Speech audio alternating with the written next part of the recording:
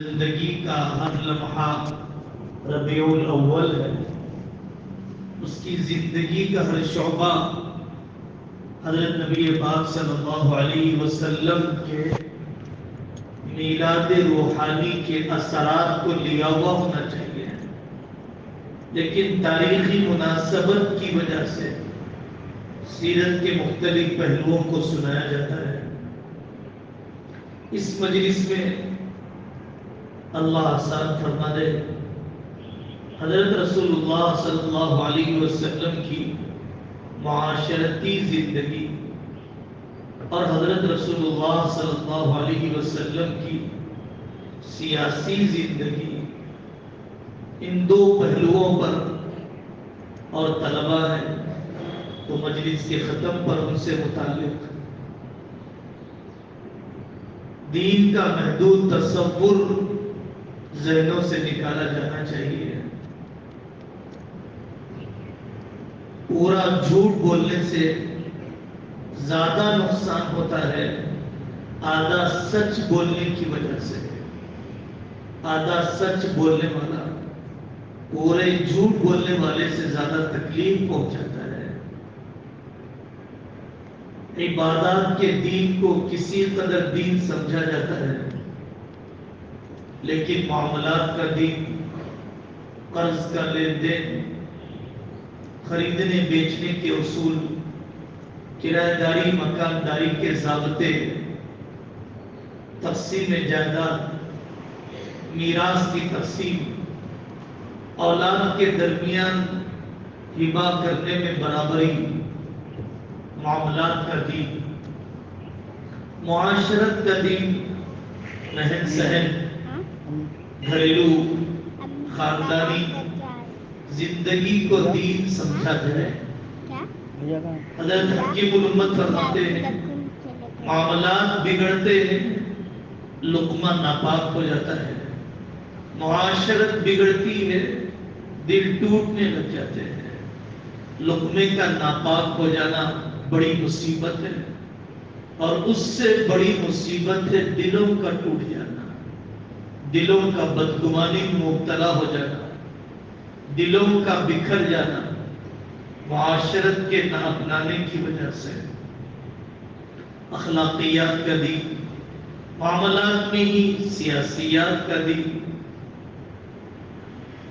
ایک چھوٹا گھر ہے جس میں ہم رہتے ہیں، ایک بڑا گھر ہے جس میں ہم جیتے ہیں. ملک بڑا گھر ہے، دنیا بڑا گھر ہے. جیسے آدمی چھوٹے گھر کی حفاظت، چھوٹے گھر کی تعمیر، چھوٹے گھر کی آبادی کی فکر کرتا ہے، ویسے بڑے گھر کی آبادی کی فکر، ملک کی آبادی کی فکر، ملک کے سنبھالنے کی فکر، یہ بھی دین کا حصہ ہے. اجتماعی ذمہ داریوں سے لا تعلق ہو جانا، عالمی اور ملکی حالات کے سلسلے میں بے حس بن جانا ایمانی کمزوری کی علامت ہے. ایمانی کمزوری کی علامت ہے. حضرت رسول اللہ صلی اللہ علیہ وسلم کا واقعی عجیب معجزہ محسوس ہوتا ہے. ایک آدمی، ایک شخصیت عالم کا غم، بین الاقوامی تعلقات، قبائل کی ذمہ داری، بچپن سے یتیم، دادا چچا والد والدہ، غم غصہ بیوی کے سہارے سب ٹوٹ جائے.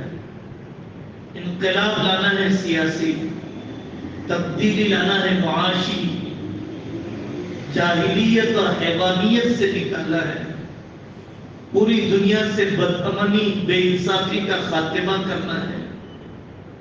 ہمہ تبدیلی کا کام.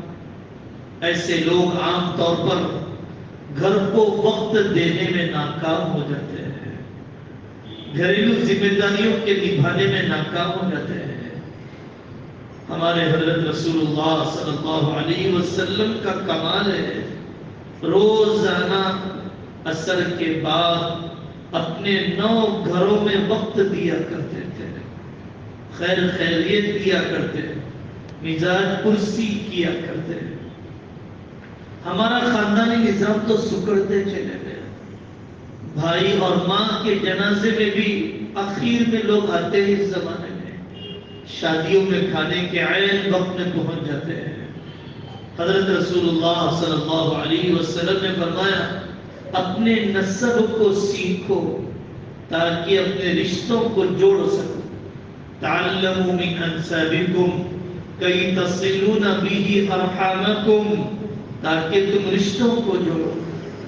حضرت ابوبکر صدیق رضی اللہ عنہ نساب تھے. نساب کسے کہا جاتا ہے؟ جو خاندان قبیلوں کے شجروں کو جانتا ہے. فلانا قبیلہ فلانی جگہ پر ملتا ہے، فلانا آپ کا ددیالی ہے، فلانا آپ کا ننیالی ہے، یا آپ کے پردادا سے ملتا ہے یا آپ کے پرنانا سے ملتا ہے. حضرت ابوبکر صدیق رضی اللہ عنہ اس کے ماہر تھے. رشتوں کے لیے وقت دینا، تبلیغ میں وقت دینا، بزرگوں کے لیے وقت دینا، اپنے معمولات کے لیے وقت دینا، رشتوں کے لیے وقت دینا. رشتوں کو وقت دینا لوگ دین نہیں سمجھتے ہیں. جیسے پودوں کی دیکھ بھال کی جاتی ہے تو پودوں کی پرورش اور ترقی ہوتی ہے، ایسے ہی رشتوں کو جو وقت دیا جاتا ہے تبھی رشتوں کی ترقی اور پرورش ہوتی ہے. جن رشتوں کو وقت دیا گیا دوست بھی بھائیوں کی طرح ہو گئے، اور جن رشتوں کو وقت نہیں دیا گیا وہ بھائی بھی دوستوں سے زیادہ بیگانے بن گئے ہیں. دوستوں سے زیادہ بیگانے بن گئے ہیں. حضرت ابوبکر صدیق رضی اللہ عنہ، حضرت عمر رضی اللہ عنہ کوئی ددیالی ننیالی نہیں، سسرالی اور میکے کے نہیں. حضرت ابوبکر جاتے تھے ام ایمن کے پاس، حضرت برکہ کے پاس. حضرت ام ایمن رضی اللہ عنہ حضرت رسول اللہ صلی اللہ علیہ وسلم کی والدہ کے انتقال کے بعد پرورش کرنے والی محسن خادمہ. حضرت عمر جاتے ہیں، حضرت ام ایمن رونے لگ جاتی ہے کہ دنیا سے وحی کا سلسلہ ختم ہو گیا، آقا کی یادوں کا تذکرہ کیا جاتا ہے. ہمیں تو اپنی حقیقی ماؤں کے لیے بھی زمانے میں کم وقت ہی ہے. ڈالروں نے، ریالوں نے، درہموں نے، پاؤنڈ نے پتہ نہیں کہاں کہاں مشغول کر دیا. حضرت حلیمہ سعدیہ ملاقات کے لیے آئی، دودھ پلانے والی ماں. حضرت شیمہ دودھ شریک بہن، رضاعی بہن ملاقات کے لیے آئی. حضرت رسول اللہ صلی اللہ علیہ وسلم نے وقت دیا، آپ نے اکرام کیا، آپ نے تحفے دیے، آپ نے درخواست کی کہ آئیں یہاں پر قیام کریں، اکرام کیا جائے گا، لحاظ رکھا جائے گا. حضرت شیمہ رضی اللہ عنہا نے فرمایا کہ نہیں، میں تو اپنے علاقے میں جانا چاہتی ہوں. قبیلے بنی سعد میں جا کر حضرت شیمہ کہنے لگی میرا بھائی تو بڑا آدمی بن گیا، اللہ کے یہاں سے بڑا منتخب کر دیا گیا. رشتوں کو وقت دو، اپنے دینداری کے محدود تصور سے نکلو، دینداری کے محدود تصور سے نکلو. کتنے خاندان آقا سے جڑے ہوئے، آپ کے سسر، آپ کی ساس صاحبہ، آپ کے سالے، آپ کی سالیاں، نسبتی ہمشیرائیں اور نسبتی برادران کی ایک بڑی تعداد ہے. حضرت ابوبکر، حضرت عمر، حضرت امیر معاویہ آپ کے نسبتی برادر ہیں. حضرت خدیجہ الکبریٰ رضی اللہ عنہا کا انتقال ہو گیا. ان کی بہن حالہ بنت خویلد رضی اللہ عنہا جب وہ ملاقات کے لیے آتی، پردے کے پیچھے پردہ بھی پورا ہے، صلہ رحمی بھی پوری ہے. آپ فرماتی یہ تو حالہ کی آواز لگ رہی ہے، یہ تو حالہ کی آواز لگ رہی ہے. بکرا جب ذبح کیا جاتا آپ فرماتے یہ خدیجہ کی سہیلیوں کے پاس لے جاؤ، یہ خدیجہ کی سہیلیوں کے پاس لے جاؤ۔ سیرت کا بڑا عجیب واقعہ ہے جس کو سیرت نگار واقعہ عفق کہتے ہیں۔ زبانیں پھسلتی کہاں پر ہے، تقوی اجڑتا کہاں پر ہے، خاندان بکھرتے کیسے ہے، صحابہ کا اعتدال، آقا کی تربیت کی بلندیاں واقعہ عفق میں پتہ چلتی ہے۔ اپنی بیٹیوں کے سسرالی اور میکے کی زندگی کے اعتدال میں آقا صلی اللہ علیہ وسلم کی تربیت کی نورانیت چھلکتی ہے۔ حضرت عثمان رضی اللہ عنہ کے نکاح میں حضرت رقیہ تھی، انتقال ہو گئے۔ حضرت عثمان رضی اللہ عنہ اداس رہتے تھے۔ اب آقا صلی اللہ علیہ وسلم کے گھر میں آنے جانے کا کوئی سبب باقی نہیں رہا۔ ان کی اداسی آقا سے دیکھی نہیں گئی۔ ان آوازوں کو سنو جو سنائی نہیں دیتی ہے، بے آواز آوازوں کو سنو۔ حضرت آقا صلی اللہ علیہ وسلم نے اپنی دوسری بیٹی حضرت ام کلثوم رضی اللہ عنہ کا نکاح حضرت عثمان سے کر دیا اور یہ فرمایا اگر میری 40 بیٹیاں بھی ہوتی، اگر میری 40 بیٹیاں بھی ہوتی، ایک کے بعد دوسری کا نکاح عثمان سے کر دیتا۔ کیسے ڈھارس بندھی جاتی ہے، کیسے الزام اور تہمتوں سے بچایا جاتا ہے، کیسے دامادوں پر اعتماد بتایا جاتا ہے۔ 95% رشتے مائیں اپنی بیٹیوں کے توڑتی ہیں، بھائی اپنے بہن کے اجاڑتا ہے۔ کافر داماد، مسلمان داماد نہیں، شرابی جواری نہیں، کافر داماد۔ حضرت ابو العاص بن ربیع رضی اللہ عنہ سے نکاح ہوا حضرت زینب رضی اللہ عنہ کا۔ یہ وہ بیٹی ہے کہ جو آقا صلی اللہ علیہ وسلم کی سب سے چہیتی ہے، بڑی قربانیاں دی ہے۔ حضرت زینب رضی اللہ عنہ زخم میں ہی چلی گئی دنیا سے، وقت سے پہلے زچگی کے ہو جانے کی وجہ سے عبار ابن اسود نے جب اونٹنی سے گرا دیا۔ خواص کا توقع بھی سیرت کو عشق میں ڈوب کر نہیں پڑتا ہے، خواص کا توقع بھی اپنے دل کی آواز اور ضمیر کے احساس پر سیرت کی کتاب نہیں پڑھتا ہے۔ میں میرے آقا کی معاشرت کی سیرت کو پڑھوں۔ حضرت ابو العاص بن ربیع سے نکاح ہوا۔ ابو لہب نے اپنے دونوں بچوں سے کہا محمد کی بیٹیوں کو طلاق دے دو۔ نفسیاتی طور پر اذیت، سماجی طور پر اذیت کیسے پہنچائی جائے، گھر بٹھا دیا۔ ایک بیٹی کا بیٹھ جانا، اس باپ سے پوچھو جس پر بیت رہی ہے۔ اور ایسی حساس طبیعت کے مالک، ایسے حساس طبیعت کے مالک اور اتنی بڑی اجتماعی زندگی گزارنے والے انسان پر جب دونوں بیٹیاں آ کر بیٹھ جائیں جن کی ماں بھی دنیا میں نہ ہو، کتنا بڑا صدمہ ہے۔ ابو العاص بن ربیع کو بھی غصایا، طلاق دے دو زینب کو۔ حضرت ابو العاص بن ربیع نے کہا نہیں، مجھے زینب جیسی عورت نہیں مل سکتی ہے۔ بالآخر حضرت زینب رضی اللہ عنہ مکہ مکرمہ سے مدینہ منورہ آ گئی۔ ابو العاص بن ربیع ابھی تک مسلمان نہیں ہوئے، بدر کے موقع پر زبردستی میدان میں اتر گئے، قیدی بن کر لائے ہیں۔ مجھے سنانا یہ ہے حضرت ابو العاص بن ربیع، فجر کی نماز ہوئی، آقا نے سلام پھیرا، حضرت زینب نے دروازے پر آ کر کہا میں نے ابو العاص بن ربیع اپنے شوہر کو امن دے دیا ہے۔ آقا صلی اللہ علیہ وسلم نے فرمایا تم نے بھی سنا؟ اب کوئی اس کی طرف ہاتھ نہ اٹھائے۔ حضرت زینب رضی اللہ عنہ نے ایک ہار لا کر پیش کیا اپنے شوہر کے رہا کروانے کے لیے بطور فدیے کے۔ حضرت خدیجہ نے انہیں نکاح کے موقع پر دیا تھا۔ جب وہ ہار لا کر رکھا گیا، حضرت رسول اللہ صلی اللہ علیہ وسلم کے آنکھوں سے آنسو بہ پڑے۔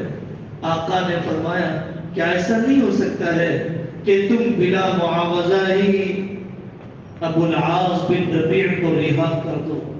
حضرت زینب سے فرمایا بیٹا شوہر اکرام کرنا، لیکن ابھی تک مسلمان نہیں ہوئے ہیں نا، اس لیے تنہائی، بیوی شوہر کا تعلق نہیں، بیوی شوہر کا تعلق نہیں، لیکن شوہر ہے اکرام کرنا۔ کافر داماد سے، اسلام تو بعد میں سے آیا، اسلام کے آنے سے پہلے یہ نکاح ہو چکا تھا۔ ابو العاص بن ربیع مکہ مکرمہ گئے، لوگوں کو ان کا سامان واپس کیا اور مکہ کی گلیوں میں اعلان کیا لوگوں سن لو، مجھے محمد رسول اللہ صلی اللہ علیہ وسلم کی زندگی پسند ہے، ان کا دین مجھے پسند ہے، میں اسلام میں داخل ہوتا ہوں۔ کوئی یہ نہ سمجھنا کہ میں نے کسی کے دباؤ میں قبول کیا ہے، کسی کے دباؤ میں قبول کیا ہے۔ اپنی کم عمر بیوی سے اس کے مطابق برتاؤ، زیادہ عمر والوں سے اس کے مطابق برتاؤ، خاندانی اعتبار سے قیادت، سیادت، وجاہت رکھنے والوں سے الگ برتاؤ۔ آپ نے کیا ہے، کتنا بڑا واقعہ ہے۔ انڈا کھا جانے کا الزام نہیں، سالن الگ سے بنانے کا الزام نہیں، زیور کے چوری کر لینے کی تہمت نہیں، ابو بکر کی بیٹی پر، ابو بکر کی بیٹی پر بدکاری کا الزام۔ سارے مدینہ کے اندر افواہیں منافقوں نے چلا دی، طائف کے پتھر بھی چھوٹے پڑ گئے، احد کے زخم بھی بے حیثیت ہو گئے، مکہ مکرمہ میں ڈالی جانے والی اوجڑیاں کم وزن ہو گئی۔ جب رسول اللہ صلی اللہ علیہ وسلم کی بیوی اور چہیتی بیوی، عالمہ بیوی، ابو بکر کی بیٹی، جب ان پر بدکاری کا الزام بنی مستلق کے موقع پر یا بنی قریظہ کے موقع پر صفوان بن معطل عائشہ، صفوان بن معطل اور عائشہ، ایک مہینہ، ایک دن، دو دن نہیں ہے۔ عجیب بات، آقا نے کبھی حضرت عائشہ رضی اللہ عنہ کے سامنے ذکر نہیں کیا۔ بخاری کی بڑی لمبی روایت ہے، استنجا کے لیے حضرت عائشہ گئی، ٹھوکر لگ گئی تو ان کی خادمہ نے، ام مستح نے کہا تعیس مستح کی بربادی ہو۔ حضرت عائشہ نے فرمایا اپنے بیٹے کو کیوں بد دعا دیتی ہو؟ تو اس نے کہا تمہیں پتہ نہیں بیٹی تیرے اوپر بدکاری کا الزام ہے، سارے مدینہ میں خبریں چل رہی ہے، میرا بیٹا بھی اس میں ملوث ہو گیا۔ حضرت مستح بن اساسہ رضی اللہ عنہ بھی ان افواہوں سے متاثر ہو گئے۔ تب حضرت عائشہ رضی اللہ عنہ کے آنسو تھمتے نہیں ہیں، رویے میں صرف اتنا روکھا پن آیا کہ حضرت عائشہ رضی اللہ عنہ فرماتی ہے میں نے کہا میں کہ چلے جاؤں، اجازت اگر ہو، اتنے بڑے صدمے میں اجازت کے بغیر نہیں، معاشرت کے پہلوؤں کو غور کرو، وقت اسی حدیث میں گزر جائے گا، اگر آپ کی اجازت ہو تو میں کہ جاؤں۔ اور یہ حضرت محمد صلی اللہ علیہ وسلم ہے، ماں کو تسلی بہرحال، بیٹی کو تسلی بہرحال اپنے ماں سے ہی ہوگی۔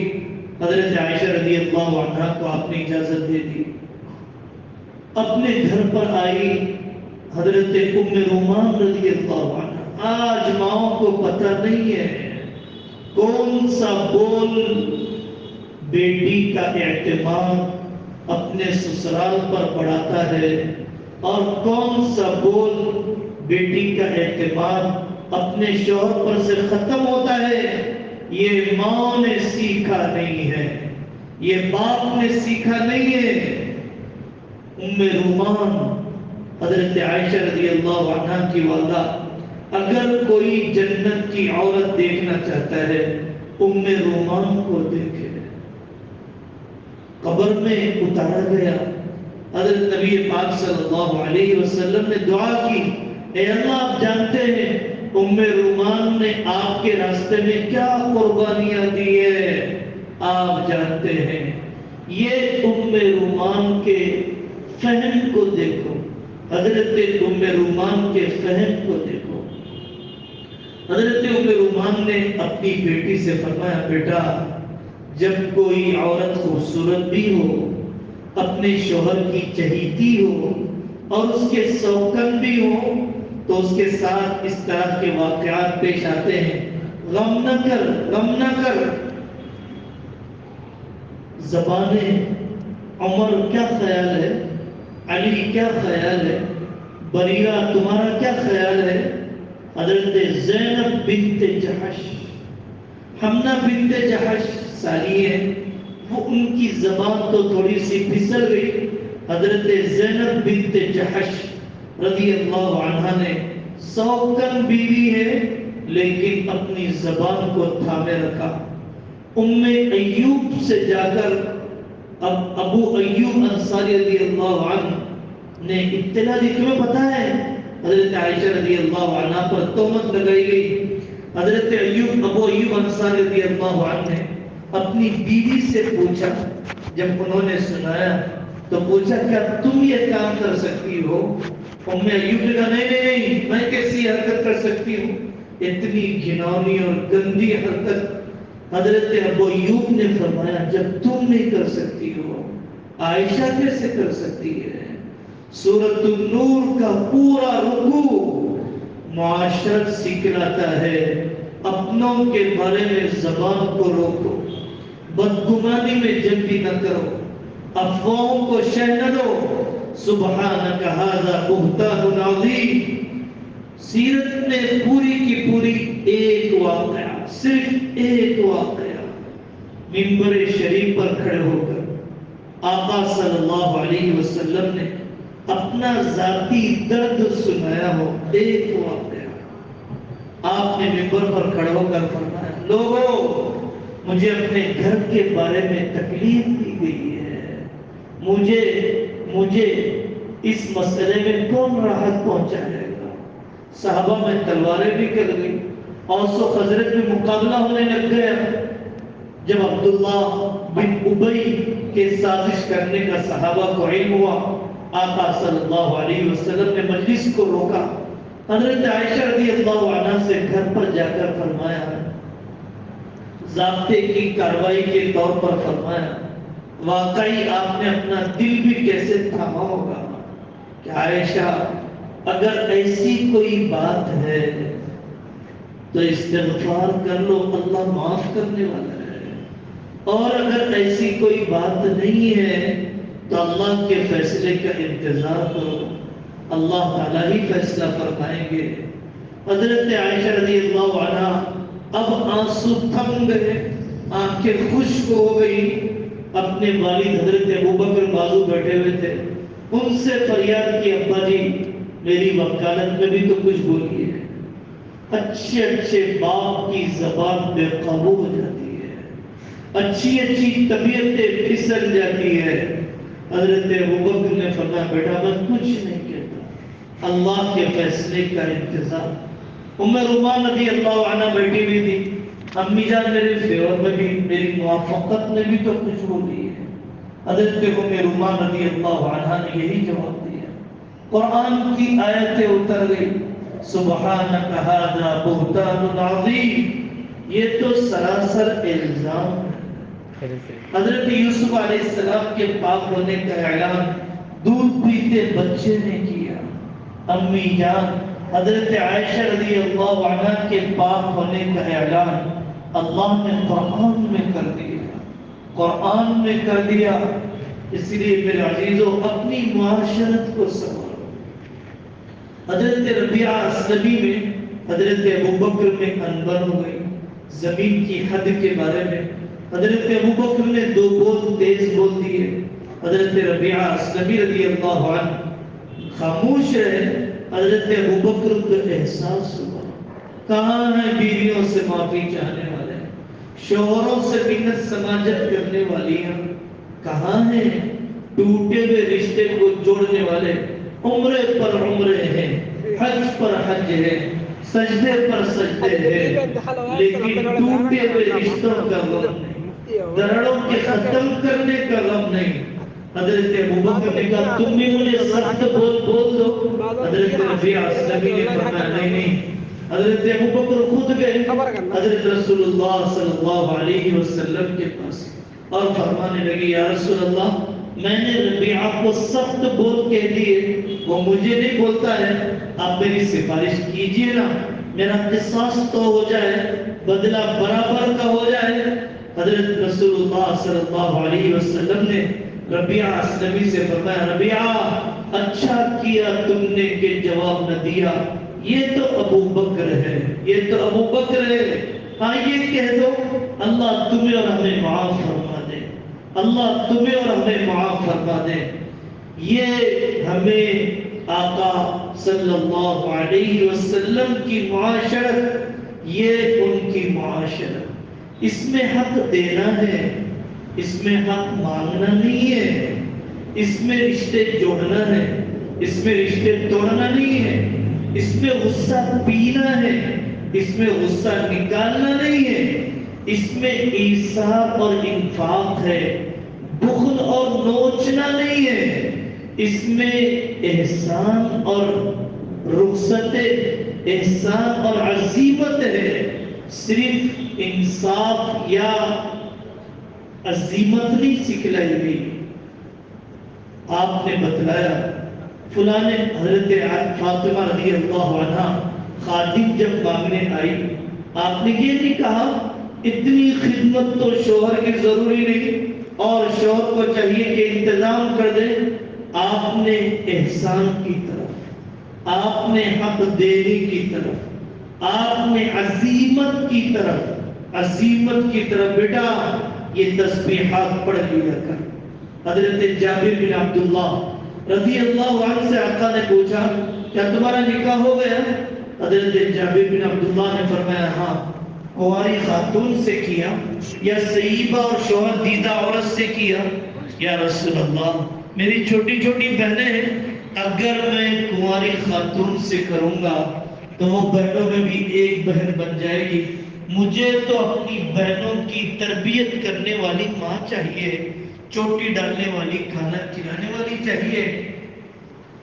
انہوں نے اپنی جوانی کے جذبات کا خون کر دیا, اپنی تمناؤں کو ذبح کر دیا, اپنی بہنوں کی تربیت کے مسئلے کو لے کر حضرت جابر بن عبداللہ رضی اللہ عنہ کی بیوی نے یہ نہیں کہا کہ تمہاری بہنوں کی پرورش میرے ذمے میں نہیں, تمہاری اماں کی پرورش میرے ذمے میں نہیں. احسان سے زندگیاں چلتی ہیں, حق دینے والوں کو حق ملا کرتا ہے, حق دینے والوں کو حق ملا کرتا ہے, حق ماننے والوں کو حق نہیں ملا کرتا. ایک چولہے کے رکھنے کو ضروری نہ سمجھو, ایک غلہ رکھنے کو ضروری نہ سمجھو, دل ایک رکھنے کو ضروری سمجھو, معاملات کے صاف رکھنے کو ضروری سمجھو. چولہا غلہ بھی ایک ہے, دل بھی ایک ہے. کوئی ہوگا نہ تو مبارک ہو, بہت اچھی بات ہے, لیکن زور ہونا چاہیے دلوں کے ایک رکھنے پر. اس کا مطلب ماں باپ کی خدمت سے بیگانہ بھی نہ بن جانا. جو عورت جوانی میں الگ ہونے کا سبب دیتی ہے وہی بڑھاپے میں ساتھ میں رہنے کی تسبیح پڑھتی رہتی ہے. ماں بننے کے بعد یہ بے اعتدالی ہے, یہ بے اعتدالی ہے. حق کو بھی سیکھو, حد کو بھی سیکھو.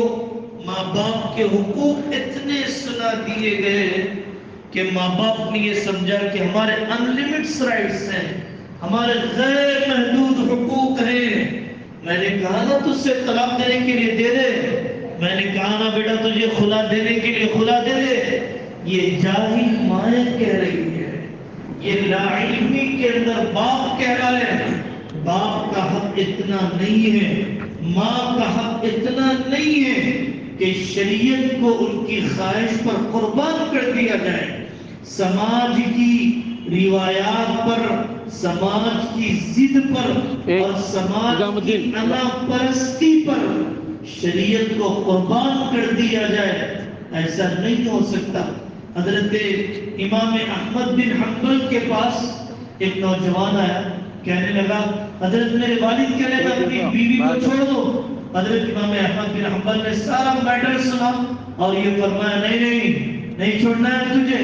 تو حضرت امام احمد بن حنبل سے اس نوجوان نے کہا آپ کو پتہ نہیں ہے حضرت عبداللہ بن عمر سے اللہ کے رسول صلی اللہ علیہ وسلم نے فرمایا تھا اپنے باپ عمر کی مان اور اپنی بیوی کو طلاق دے دیں اور آپ مجھے طلاق سے روک رہے ہیں۔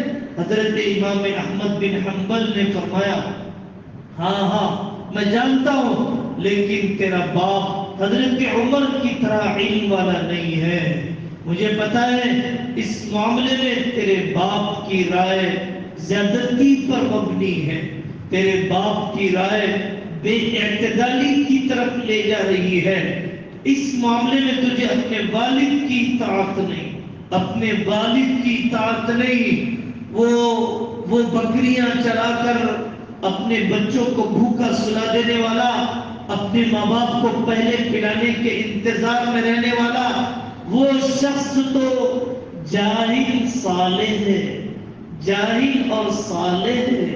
حضرت مفتی تقی عثمانی صاحب دامت برکاتہم نے تکملہ فتح الملہم میں اس حدیث کی تشریح میں فرمایا وہ شریعت پر عمل کرنے والا نہیں تھا، وہ تو شریعت سے ناواقف لیکن جذبہ مخلصانہ تھا۔ اللہ تبارک و تعالیٰ نے اس کے مخلصانہ جذبے کی وجہ سے چٹان پر سے پتھر کو ہٹا دیا۔ جریج عابد نماز پڑھ رہا ہے، ماں نے بلایا، نفل نماز تھی، ماں کو پتہ نہیں بلا رہی ہے، توڑ دینا چاہیے تھا، فرض نہیں، گرنے پڑنے کا اندیشہ نہ ہو تو فرض نہیں توڑی جائے گی، لیکن نفل تو توڑنا چاہیے تھا۔ جریج عابد کم علم ہے، اس نے توڑا کھولا نہیں، نماز کو توڑا نہیں، ماں کی آواز پر جواب نہ دیا، ماں کی زبان سے بددعا نکلی، لا اماتک اللہ حتی ترا فی وجہک مومسات، اللہ تجھے موت نہ دے یہاں تک کہ بے حیا عورتوں کا منہ دیکھ لے، اللہ تجھے موت نہ دے یہاں تک کہ تو بے حیا عورتوں کا منہ دیکھ لے۔ تو یہ بددعا تو واقعی جہالت کی صورتحال میں تھی، اللہ تبارک و تعالیٰ نے قبول کر لیا۔ ایک چرواہے نے کسی عورت سے زنا کیا، بچہ پیدا ہو گیا، عابد پر الزام لگایا گیا، جریج عابد کا خیمہ توڑا گیا، زنجیروں میں جکڑ کے لایا گیا۔ جریج عابد حیران ہو گئے، اپنے گناہوں سے توبہ کی اور پھر دودھ پیتے بچے سے پوچھا تیرا باپ کون ہے؟ اور دودھ پیتے بچے نے کہا حدیث کہتی ہے میرا باپ یہ جریج نہیں فلانا چرواہا ہے۔ پہلے عابد جریج نے اپنی ماں سے معافی چاہا۔ تو میرے عزیزو حقوق اور حدود کو جانو، جائیداد کی تقسیم کرو، جائیداد کی تقسیم کے مسائل ایمان والے کی دو راتیں، وصیت لکھے بغیر نہیں گزرنی چاہیے۔ اعدلوا بین اولادکم، اپنی اولاد میں برابری کرو۔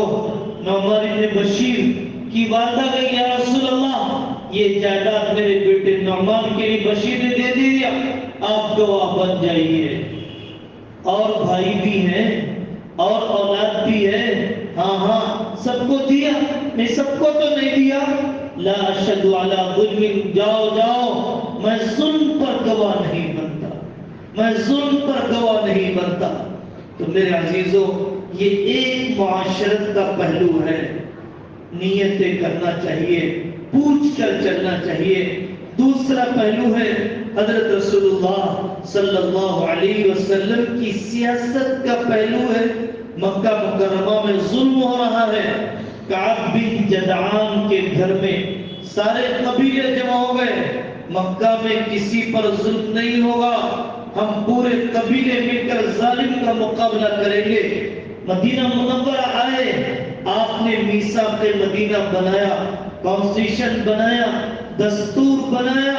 آپ نے یہودیوں کو ساتھ میں لیا، عیسائیوں کو ساتھ میں لیا، آپ نے منافقوں کو ساتھ میں لیا، مسلمانوں کو ساتھ میں لیا۔ آپ نے صرف صفا کا مدرسہ قائم نہیں کیا، صرف خانقاہ قائم نہیں کی، آپ نے صرف مسجد نبوی میں امامت کے فرائض انجام نہیں دیے، آپ نے صرف قضا نہیں سنبھالا، آپ نے پورے شہر کی باغڈور کو سنبھالا، عالم کی سیاست کو سنبھالا، سیرت کی سیاست خارجہ، سیاست داخلہ، بین الاقوامی تعلقات، سیرت سکھلاتی ہے، سیرت سکھلاتی ہے۔ آپ نے قبیلوں کو اپنے قریب کیا، قبیلوں کو نزدیک کیا، اور قبیلوں کو ساتھ لے کر مدینہ منورہ کے اندر ایک فلاحی ریاست، ایک منصفانہ ریاست کا قیام آپ کے ذریعے سے عمل میں لایا گیا۔ آپ نے اپنی سیاست کے ذریعے سے 50 سال کے عرصے میں آدھی دنیا سے غربت کا خاتمہ، آدھی دنیا سے بدامنی کا خاتمہ، ہر زمانے میں علماء کی تعداد اپنے مدرسے میں لگے رہے، اپنی مسجد میں لگے رہے، اپنی خطابت میں لگے رہے، اپنی خانقاہ میں لگے رہے، لیکن باہر کی دنیا سے لا تعلق نہیں۔ سیاسی میدان میں کام کرنے والوں کو قدر کی نگاہ سے دیکھا، آپ نے ان کے لیے دعائیں کی، پیٹھ پیچھے ان کا تعاون کیا۔ حضرت امام ابو حنیفہ رحمت اللہ علیہ کے بارے میں سنو، بنو امیہ کا زمانہ، بنو عباسیہ کا زمانہ، ظلم کے پہاڑ توڑے جا رہے ہیں۔ ابراہیم الصائغ میدان میں اتر گئے، اور عبداللہ نفس زکیہ، اور اسی طریقے سے ابراہیم نفس رضیہ، اور نہ جانے کون کون سے حکومتوں سے مقابل پر آنے کا طریقہ۔ حضرت امام ابو حنیفہ رحمۃ اللہ علیہ نے انقلاب کے لیے انتظار کیا، اپنے ساتھیوں کو تیار کیا، ایسے ایسے قاضیوں کو، 1000 ججز کو اپنی موت سے پہلے، 40 نامور شاگردوں کو ایسے تیار کر کے خطاب کیا، میں مر بھی جاؤں تو دنیا کا نظام، جوڈیشیل سسٹم، قضاء کا نظام اس طریقے کے مطابق چلانا جو طریقہ میں نے تمہیں دیا ہے۔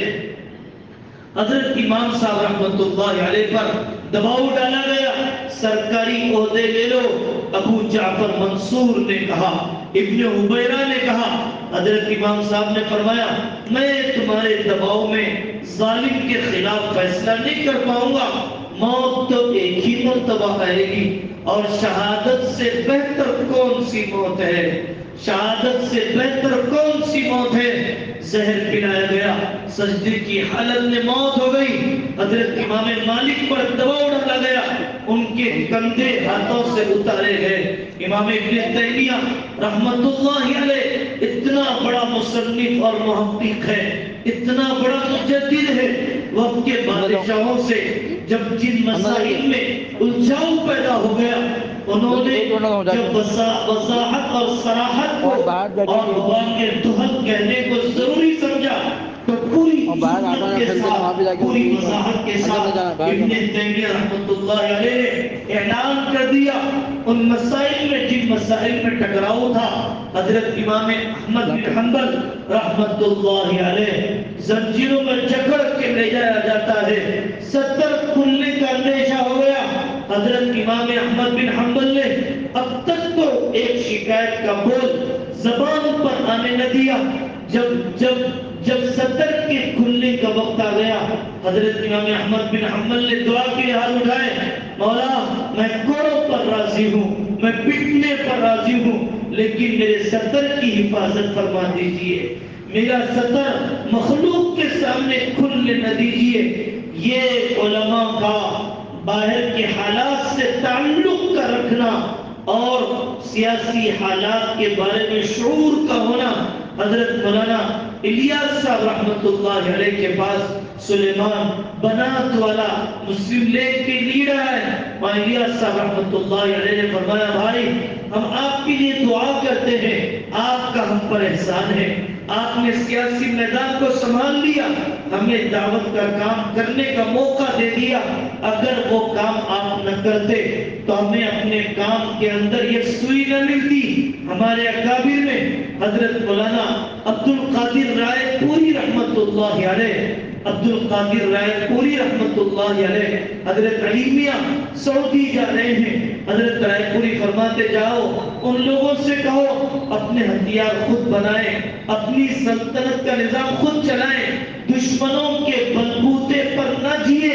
حضرت رائے پوری رحمت اللہ علیہ عالمی سیاست کے بارے میں اور خلیجی ملکوں کو ان کی اپنی اسٹریٹجی کے بارے میں ایک رائے پور کی خانقاہ میں رہنے والا, ایک رائے پور کی خانقاہ میں رہنے والا سیاست سکھلایا علماء نے دنیا کو.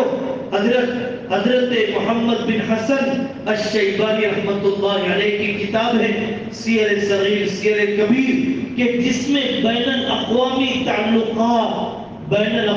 تعلقات حضرت شاہ ولی اللہ محدث دہلوی رحمت اللہ علیہ کی زندگی کو پڑھو. جب اورنگزیب رحمت اللہ علیہ کے بعد ان کے نااہل کم صلاحیت والے بیٹے مطلق العنانی داخلی انارکی انتشار پھیلنے لگا, مراٹھوں نے مسلمانوں کا قتل عام کر دیا. دہلی میں شاہ عبد العزیز کو ننگے پیر پتہ نہیں کہاں تک بھاگنا پڑا. ایسے میں حضرت شاہ ولی اللہ نے اشاعت اسلام کا بھی کام کیا, حفاظت اسلام کا بھی کام کیا, حفاظت کا کام کیا, مدرسہ قائم کیا, درس حدیث, درس تفسیر, درس تزکیہ, رد شریعت, اور آپ نے اورنگزیب کے بچوں کو خطوط لکھے, ملاقاتیں کی, ذہن بنایا. حضرت مجدد الفسانی رحمت اللہ علیہ کے سیاسی خطوط کو پڑھیے. سیاسی خطوط میں حضرت مجدد الفسانی رحمت اللہ علیہ کوئی جذباتیت بھی نہیں, کوئی مایوسی بھی نہیں. حضرت مجدد نے لانگ ٹائم پلان کیا, طویل مدتی منصوبہ بندی کی. اکبر کا زمانہ چلے گیا, ہمارا زمانہ کیا حیثیت رکھتا ہے؟ نیو ایجوکیشن پالیسیاں NRC وغیرہ کی کوئی حیثیت نہیں. اکبر کے بنائے ہوئے دین الہی کے مقابلے میں ایک مسلمان نام کا بادشاہ کہتا ہے خنزیر کھانا حلال ہے, مسلمان بادشاہ کہتا ہے صرف بیف پر پابندی نہیں, حلال ذبیحہ پر پابندی نہیں, شراب کا پینا حلال ہے, غیر مسلموں سے نکاح کرنا جائز ہے. 1000 سال گزر گئے, اب دین محمدی نہیں دین اکبری چلے گا. ایسے فتنے کا مقابلہ حضرت مجدد الفسانی رحمت اللہ علیہ نے افراد سازی کے ذریعے سے کام کیا. کئی نسلیں گزر گئی. اکبر کے بعد جہانگیر کے بعد شاہجہاں کے بعد حضرت محی الدین اورنگزیب رحمت اللہ علیہ کی شخصیت, جن کو بعض لوگوں نے خلافت راشدہ کے زمانے کی یاد تازہ کرنے والا کہہ دیا, شریعت کے نافذ کرنے کی طرف لانے والا کہہ دیا. اس لیے ہمیں اپنے ملک کی حالات کے سلسلے میں اپنے ڈاکومنٹس کو درست کرنا. وَأَعِدُّوا لَهُمْ مَا اسْتَطَعْتُم مِّن قُوَّةٍ, پورے ملک کے اندر آواز لگائی جا رہی ہے. تلنگانہ آندھرا کے علاقے میں ہمارے اکابر کی نگرانی میں حضرت شاہ جمع الرحمان صاحب, حضرت مولانا خالد سیف اللہ رحمانی صاحب دامت برکاتہم, ان اکابر نے پیرانہ سالی میں بھی آزار کے باوجود یہ بیڑا اٹھایا کہ اپنی شہریت ثابت کرنے کا سب سے آسان ڈاکومنٹس وہ ووٹر آئی ڈی کارڈ بنانا ہے. اور افسوس کی بات ہے امت کے 40% سے 50% کے پاس اپنا ووٹر آئی ڈی کارڈ ہی نہیں ہے, اور اس کے بعد ووٹ ڈالنے والا طبقہ 30% بھی نہیں ہے. باشعور طبقہ اور بھی اس کے اندر کم ہے. 70 سال کی تاریخ ہی ہے ہم نے یہ فرعونوں کو بٹھایا ہے. ہماری نااہلی نے ووٹ دینے کے حق کے چھیننے سے پہلے ہم نے ووٹ دینے کا حق چھوڑ دیا ہے. یہ ہماری اجتماعی ذمہ داریوں کے سلسلے میں بے حسی ہے. آئندہ کی نسلیں ہمیں معاف نہیں کرے گی. تاریخ میں ہمارا یہ جرم لکھا جائے گا. دینی اعتبار سے اس کو گناہ سمجھیے. اپنے ڈاکومنٹس کے درست نہ کرنے کو گناہ سمجھیے. ووٹ نہ ڈالنے کو گناہ سمجھیے. ایک واجب کے چھوڑنے کا گناہ اپنے سر پر لیجیے. اگر ووٹ ڈالنے کو طبیعت نہ چاہتی ہو، گواہی دینے میں کوتاہی، وکیل بنانے میں کوتاہی، غلط آدمی کو اقتدار تک پہنچنے دینا ہمارے ملک کی موجودہ صورتحال، ہمارے اکابر کے مطابق، ہمارے اکابر کی آنکھیں جو دیکھ رہی ہے، اگر ہم نے اس مرتبہ ہوش مندی سے کام نہ لیا اور اکابر کی آواز میں آواز ملا کر ہم نے اپنے کاغذات کی درستگی اور ووٹ کے بکھرے بغیر ووٹ ڈالنے کی فکر مندی نہیں کی تو اس ملک میں ہماری نسلیں سر اٹھا کر نہیں جی سکتی ہے. ہمیں پتا ہے سیاسی عروج ہی سب کچھ نہیں، سیاسی عروج ہی سب کچھ نہیں، لیکن سیاسی عروج کا دینی خدمات کا اثر ہوتا ہے. پابندیاں، نقل و حرکت پر پابندیاں. ہم جانتے ہیں سیاسی زوال کے زمانے میں اللہ تعالیٰ نے زبردست تجدیدی کاموں کو پیدا کیا اور زبردست علماء کو کھڑا کیا. تاتاریوں کے فتنے چل رہے تھے، مسلمانوں کے سروں سے پہاڑ تیار کیے جا رہے تھے اور دریاؤں کے رنگوں کو ان کے خون سے بدلا جا رہا تھا. اس زمانے میں علماء نے تاریخ کی کتابیں، اس زمانے میں علماء نے تفسیر و حدیث کی کتابیں نہیں چھوڑی ہے. سیاسی حالات سب کچھ نہیں ہے، لیکن سیاسی حالات کچھ بھی نہیں ہے سمجھنا یہ غلط ہے. یہ غلط ہے. اعمال میں جیسے نماز رکھنا، نماز پڑھنا، روزہ رکھنا، زکوٰۃ دینا، حج کرنا، پردے کا اہتمام، گناہ سے بچنا، ایمان اور اعمال صالحہ کے تصور کے اندر اپنے ملک کی تعمیر میں حصہ لینا. ہمارے ملک میں جو نئی تعلیمی پالیسی مسلط کر دی گئی، ہمارے ملک میں جو ابتدائی مسموم فضائیں پورے ملک کے اندر جو چلنے لگ گئی، ہمارے علاقوں کے اندر شکیلیت کا فتنہ، فیاضیت کا فتنہ، اچھے خاصے دینداروں کے گھر کے اندر فیاضیت کا فتنہ. فلانے کے کلپ ہم نے سن لیے، ہمارا شوگر صحیح ہو گیا، ہماری بی پی صحیح ہو گئی، اس لیے ہم تو فیاض بھائی کو اللہ کا نبی مان لیتے ہیں. ہم فیاض بھائی کے کلپ بھی تو سن رہے ہیں، ان کے نبی ہونے کو نہیں مان رہے ہیں. اس طرح کی ارتداد کی فضائیں ہم قرآن میں تدبر نہ کرنے کو گناہ نہیں سمجھتے، اپنے اسکول نہ کھولنے کو گناہ نہیں سمجھتے. حافظ بنانا ضروری ہے، عالم بنانا ضروری ہے، ڈاکٹر بنانا ضروری ہے، انجینئر بنانا ضروری ہے. IPS تک پہنچانا، ایڈمنسٹریشن تک پہنچانا، پارلیمنٹ اور اسمبلی تک پہنچانا اور اسی طریقے سے جرنلسٹ تیار کرنا. یہاں کے ماس کمیونیکیشن میں ہماری نسلوں کو منصوبہ بندی کے ساتھ سرکاری ایک ایک شعبے کے اندر پہنچانا، یہ دینداری کا تقاضا ہے، یہ ملک کے تعمیر میں حصہ لینے کا تقاضا ہے. ہمیں اس ملک میں صاف طور پر اپنی بیٹیوں کو سمجھانے کی ضرورت ہے کہ وطن سے محبت تو کی جائے گی، وطن کی عبادت نہیں کی جائے گی. وطن سے محبت تو کی جائے گی، وطن کو بھارت ماتا نہیں کہا جائے گا. وطن سے محبت تو کی جائے گی، لیکن گنیش کے لڈو نہیں خریدے جائیں گے، پتنگ نہیں اڑائی جائے گی. باہمی رواداری کے لیے اور اسلام کے رواداری کے پیغام کو سمجھانے کے لیے ہمیں دیوالی منانا ضروری نہیں، بٹو لگانا ضروری نہیں، غیر مسلموں کے ساتھ ایسا اختلاف کہ اپنا ایمان اور اپنا اسلام کا بیڑا غرق ہو جائے، اس کی اجازت نہیں دی جائے گی. اور آخری بات اپنے طلباء سے اور اپنے مدرسے میں پڑھنے والے ساتھیوں سے یہ ہے کہ میرے عزیزوں، بننے کے زمانے میں جو چیز جیسی بننی ہے نہیں بنتی ہے، بازار میں آنے کے بعد اس کا بدلنا بہت مشکل ہوا کرتا ہے۔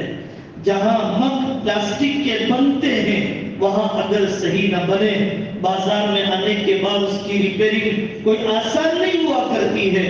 مدرسہ بننے کی جگہ ہے، مادر علمی ماں کا پیٹ بننے کی جگہ، ہاتھ وہاں پر صحیح نہ بنا، نعوذ باللہ، اللہ حفاظت فرمائے، بیماروں کو شفا عطا فرمائے۔ اگر آنکھ صحیح نہ بنے، پیر صحیح نہ بنے، اگر حفظ یہاں پختہ نہ کیا، اگر تحریر یہاں پر درست نہ کی، اگر عالم بننے کے جذبے پیدا نہ کیے، اگر گناہوں کی نفرت اپنے دل میں نہ بسائی، باہر نکلنے کے بعد اپنے آپ کو بدلنا بہت مشکل ہے۔ حضرت مولانا نور عالم صاحب خلیل امینی فرماتے ہیں، بڑے بڑے خواب دیکھو، بڑے بڑے خواب دیکھو، بڑے بڑے خواب دیکھو گے تو چھوٹی منزل تک تو پہنچ جاؤ گے۔ صرف نبی اور صحابی کوئی نہیں بن سکتا، اس کا سلسلہ ختم ہو گیا، وہ وہابی ہے، خدائی انتخاب ہے۔ اس کے علاوہ اللہ کا خزانہ ایک امام ابو حنیفہ پہ خالی نہیں ہوا، اللہ کا خزانہ ایک امام بخاری پہ ختم نہیں ہوا۔ اونچے خواب دیکھو، اللہ کا خزانہ ایک مولانا الیاس پر، ایک حضرت تھانوی پر ختم نہیں ہوا۔ اللہ آپ سے بھی کام لیں گے اگر اپنے اندر وہ عزائم پیدا کیے۔ اصل عزائم ہے، اصل وسائل نہیں ہے، اصل عزائم ہے۔ کام کرنے والوں نے اندھے پن کے ساتھ کام کیا۔ مصر کے ایک بڑے مشہور خطیب گزرے ہیں، شیخ کشک رحمت اللہ علیہ، عبد الحمید رحمت اللہ علیہ، آنکھوں کی بینائی نہیں، لوگوں کی زندگیوں کو بدل دیا۔ ممبروں کے شہسوار بینائی کی کمزوری کے ساتھ، قاری حنیف صاحب ملتانی رحمت اللہ علیہ، علاقوں کے علاقے بدل گئے، علاقوں کے علاقے بدل گئے۔ آنکھوں کی بینائی نہ ہونے کے باوجود کام کرنے والوں نے پیروں کے نمڑے پن کے ساتھ کیا۔ کام کرنے والوں نے گاؤں کے اندر رہتے ہوئے کام کیا۔ آپ جانتے ہیں حضرت تھانوی رحمت اللہ علیہ کا علاقہ آج بھی آپ کے گاؤں کے مقابلے میں زیادہ بنجر اور تمدنی ترقیات اور تمدنی سہولیات کے اعتبار سے آج بھی وہاں کی سڑکیں خستہ ہیں، آج بھی وہاں پر بجلی برابر نہیں رہتی، لیکن خانقاہ تھانہ بھون کے اندر بیٹھے ہوئے وہاں پر اعلاء السنن کی 23 جلدیں، کلیم مثنوی کی 24 جلدیں، وہاں پر احکام القرآن اور وہاں پر امداد الفتاوی، وہاں پر 25 خطوط لکھے جاتے ہیں۔ وسائل اصل نہیں ہے، عزائم اصل ہے۔ عزائم کو دلوں میں مردہ ہونے نہ دو۔ قاضی اطہر مبارک پوری رحمت اللہ علیہ، اعظم گڑھ کا ایک چھوٹا سا گاؤں مبارک پور کا علاقہ ہے، وہاں پر بیٹھے ہوئے قاضی اطہر مبارک پوری رحمت اللہ علیہ نے تاریخ پر وہ کتابیں لکھی ہے۔ آج تک ہندوستان کی تاریخ پر کوئی قاضی اطہر مبارک پوری رحمت اللہ علیہ کی تحریروں سے بے نیاز نہیں ہو سکتا ہے۔ کام کرنے والوں نے اسٹیفن ہاکنگ نام کا ایک سائنسدان گزرا ہے، پورا جسم مفلوج ہے، کرسی پر بیٹھے رہتا اور زندہ لاش کمپیوٹر ان کے دماغ کے خیالات کو پڑھتے ہوئے، ایمان بھی نہیں، عیسائی ہے، بہت کم عمری کے اندر فالج کا حملہ ہو گیا۔ ویسے اسٹیفن ہاکنگ نے پوری دنیا اس کی موت پر ماتم کرتی ہے، پوری دنیا اس کی موت پر ماتم کرتی ہے۔ کتنوں کو نفع پہنچایا، میری موت پر کتنوں کا نفع رک جائے گا۔ نافع بنو، نافع بنو، نفع پہنچانے والے بنو۔ یہاں پر بہنیں آئی ہوئی ہیں، یہاں پر مائیں آئی ہوئی ہیں، اپنے فارغ اوقات کو مومنہ کورس کے لیے، عالمہ کورس کے لیے، اللہ والوں کی صحبت کے لیے منصوبہ بند طریقے سے اپنے اپنی علمی ترقی کے لیے، فن تجوید کے لیے، فن قراءت میں مہارت کے لیے آگے بڑھو۔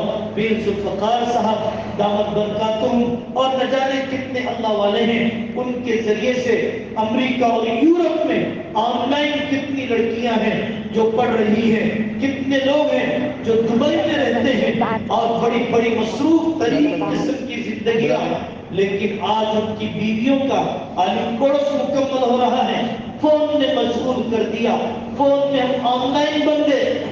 علم کے حاصل کرنے کے لیے کیوں نہیں بن سکتے ہیں؟ ارادے اگر کیے جائیں گنجائشیں بن جاتی ہیں۔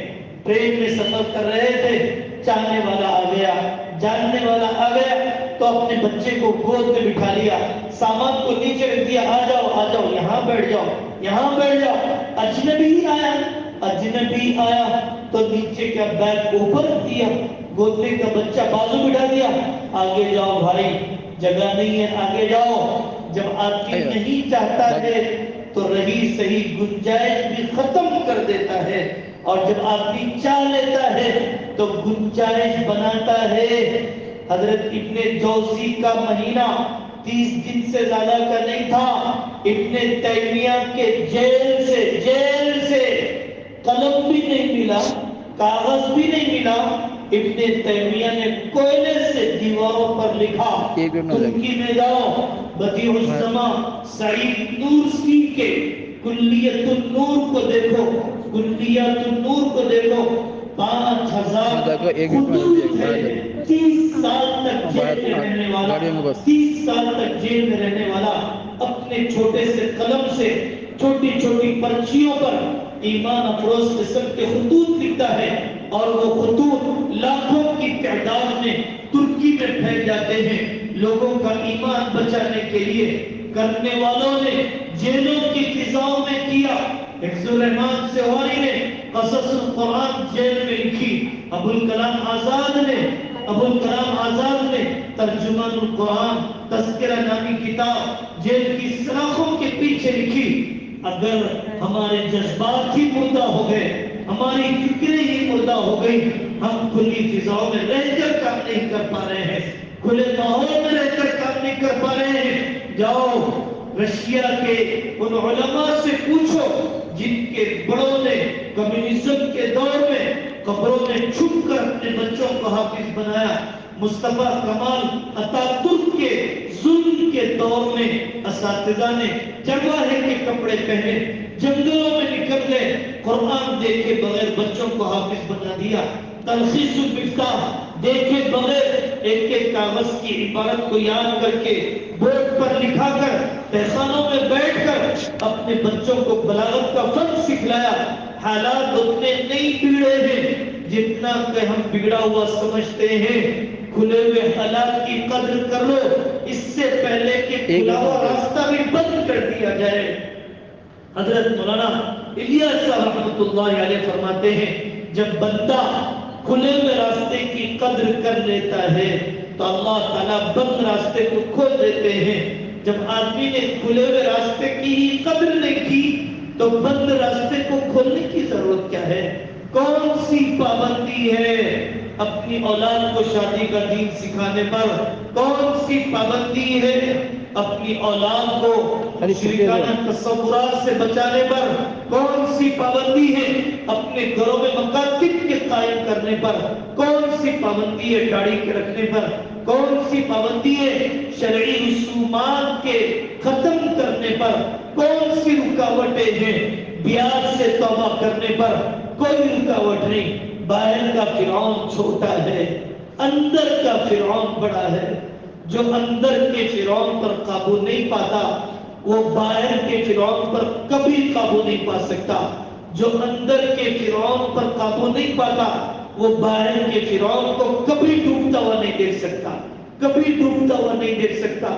تو یہ کرنے کے کام ہیں اپنے ملک کے اندر کہ ووٹر آئی ڈی کارڈ بنائے جائے، ڈاکومنٹس کو درست کیا جائے، مکاتب کے جال کو پھیلایا جائے، بالغات کے مکاتب اپنے پاس جو بیٹیاں عالمانیں ہیں، اپنے پاس جو بہنیں مجوزہ ہیں، ان کو موقع فراہم کیا جائے، کنویں سے پانی نکالا جائے، تو مسلسل نکلتا رہتا ہے، چھوڑ دیا جائے تو کنواں سوکھ جاتا ہے، چھری استعمال کی جائے تو دھار تیز رہتی ہے، استعمال کرنا چھوڑ دیا جائے تو پھر چھری کند ہو جاتی ہے، آنکھ استعمال کی جائے تو بینائی باقی رہتی ہے، چھوڑ دی جائے بینائی ختم ہو جاتی ہے، صلاحیت استعمال کی جائے تو باقی رہتی ہے، جب صلاحیت استعمال نہ کی جائے تو پھر وہ صلاحیتیں سوکھ جاتی ہیں، ختم ہو جاتی ہیں، بانجھ پڑ جاتی ہیں۔ اگر صلاحیتوں کا استعمال نہ کیا جائے،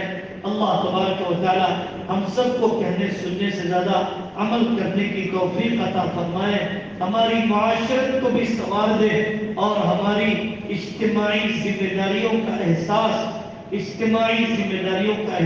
بھی اللہ تبارک و تعالی ہم سب کو عطا فرمائے۔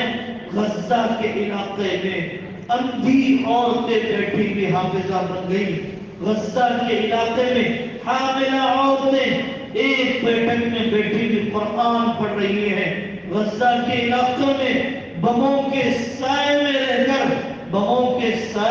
کر دادیاں حافظ قرآن بن رہی ہیں۔ یہ ہماری کیسی اجڑی ہوئی زندگیاں ہیں، کیسے یہ ویران دلیں، یہ کیسی بے حس طبیعتیں ہیں۔ اس کو نہ کورونا جگاتا ہے، نہ فرعون اسے بیدار کرتے ہیں، نہ زندگیوں کی غفلت ختم ہوتی ہے، نہ فون کا بے قابو پن ختم ہوتا ہے۔ آئے اور چلے گئے، ایسے مقدس علاقے میں مجلس میں ایسا مت کیجئے، کچھ عزائم لے کر جائیے، کچھ حوصلے بڑھا کر جائیے۔ اللہ مجھے اور آپ کو اس کی توفیق عطا فرمائے۔ وآخر دعوانا ان الحمد للہ رب العالمین۔